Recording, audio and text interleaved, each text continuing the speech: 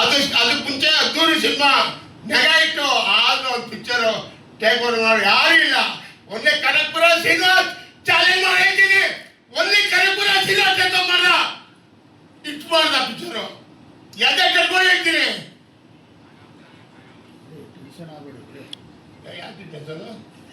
ಅಲ್ಲ ನಾನು ಮಾತಾಡ್ರಿ ನನ್ನ ಸೈಲು ಅದೇ ನಮ್ಮ ಡೆಪ್ಟಿ ಸಿ ಎಂ ಮಾತಾಡಿದ್ರೆ ಅವ್ರು ಟೆನ್ಷನ್ ಆಗಲ್ವಾ? ಅವ್ರು ಮೊನ್ನೆಲ್ಲ ಲಾ ಪ್ರಕಟಿಸ್ತೀನಿ ಆರ್ಟಿಸ್ಟ್ಗೆ ಅಂದರು. ನಮ್ಮ ಮನೆ ಉಂಟಾ ಇಲ್ಲ ಅವಾಗ, ನಮ್ಮ ಚೇಂಬರ್ ಉಂಟಾ ಇತ್ತಾ? ನೀವು ಮೀಡಿಯಾ ಏನು ಮಾಡ್ತಾ ಇದ್ರಿ? ನೆಟ್ಟು ಬೋಲ್ಟ್ ಅಂತ ಏನ್ರಿ ಕಾಲು ಕತ್ತಾಕ್ಬಿಡ್ತೀನಿ ಅಂತ ಗೊತ್ತಾ ನಿಮಗೆ? ಅವೆಲ್ಲಿಲ್ವಾ?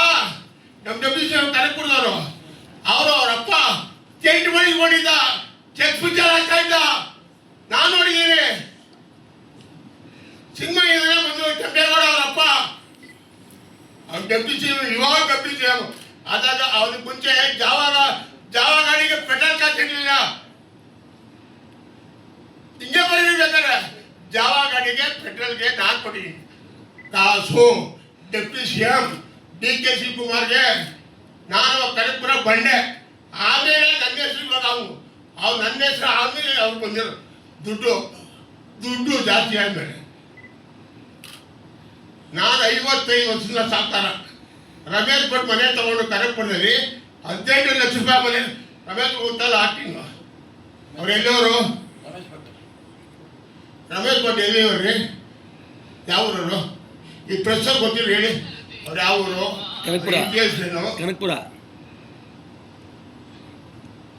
ಅವ್ರ ಮಿಸಸ್ ಗಾಯತ್ರಿ ಅಂತ, ಲಕ್ಷ್ಮಿ ಹೌದು. ಹೇಳಿ ಮದುವೆ ಮಾಡಿಕೊಂಡು ನಾವು ಊರಲ್ಲಿ ಇದ್ರು. ಸ್ವಾಮಿ ಈ ಊರಲ್ಲಿ ನನಗೆ ಆಗಲ್ಲ, ನಾನು ಆಕ್ಟ್ ಮಾಡೋನು RS ಅವರೇ ತಗೋಬಿಡಿ ಮನೆ, ನಾನು ಬೆಂಗಳೂರು ಸೆಟ್ಲ್ ಆಗ್ಬಿಡ್ತೀನಿ.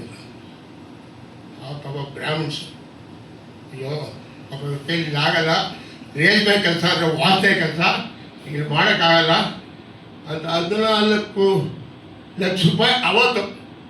ನಾನು ಹೇಳ್ತಾ ಇದ್ದು 40 ವರ್ಷ ಹಿಂದೆ ಮಾತು, ಇವತ್ತಿನ ಮಾತಾಡ ದುಡ್ಡು ಸುರಿದ್ಬಿಟ್ಟೆ ಮೂಟೆಯಲ್ಲಿ, ಕ್ಯಾಶ್ ಎಲ್ಲ.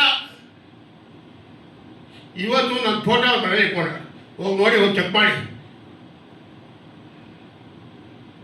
ಅದು ಕನಕಪುರ ಶ್ರೀನಿವಾಸ ಅಂದರೆ ಫಸ್ಟ್ ಬಂಡೆ ಕನಕಪುರ ಶ್ರೀನಿವಾಸ. 2ನೇ ಬಂಡೆ ಇವಾಗ ಬಂದವರಲ್ಲ, ನಾನು ಕೊಟ್ಟಿರೋದು 2ನೇ ಬಂಡೆ ಅವರು. ಧೈರ್ಯವಾಗಿ ಹೇಳ್ತೀನಿ ನಾನು ಯಾವನು ನನ್ನ ಮಗನಿಗೆ ಎದುರಲ್ಲ. ಅವ್ರ ಬಾಬಾ ಸಾಹೇಬ್ ಬಂದ ಸಿನಿಮಾ ಒಂದೇ ಪಿಕ್ಚರು ಔಟು, ನಿಮ್ಗೆಲ್ಲ ಗೊತ್ತಿರಬೇಕು, ಕಾಂತರಾಜ್ ಅಂತ. ಬರೀ ಹಿಂಗೇನೆ ನಿಮ್ಮ ಜೊತೆಗೆ ಅಂತ ಪಿಕ್ಚರ್